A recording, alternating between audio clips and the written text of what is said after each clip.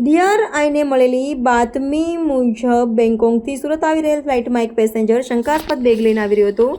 Surat airport પર land થયા બાદ આરોપી એઝાઝ પોતાની ટ્રોલી સાથે ઝડપથી એરપોર્ટથી બહાર નીકળવાનો પ્રયાસ કરી રહ્યો હતો, પરંતુ કસ્ટમ્સ અને ડીઆરઆઈના અધિકારીઓએ તેને અટકાવીને તેની બેગની તપાસ કરી. બેગ ખોલતા જ અધિકારીઓ ચોંકી ઉઠ્યા હતા, કારણ કે તેમાંથી 14 કિલોગ્રામ ઇંગ્લિશ ગાંજાનો મોટો જથ્થો મળી આવ્યો હતો. આ ડ્રગ્સની આંતરરાષ્ટ્રીય બજાર કિંમત 14 કરોડ આંકવામાં આવી હતી.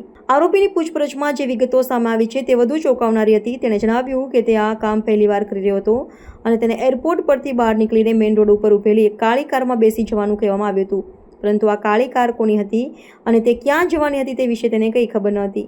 આ ખુલાસાએ ડ્રગ્સ માફિયોની મોન્ડસ ઓપરેન્ડી પર પ્રકાશ પાડ્યો છે, જેમાં ડિલિવરી બોયને પણ આખી ચેઇન વિશે જાણકારી આપવામાં આવતી નથી. ડીઆરઆઈની ટીમ હાલ આ કાળી કાર અને તેના માલિક સુધી પહોંચવા માટે સઘન તપાસ કરી રહી છે.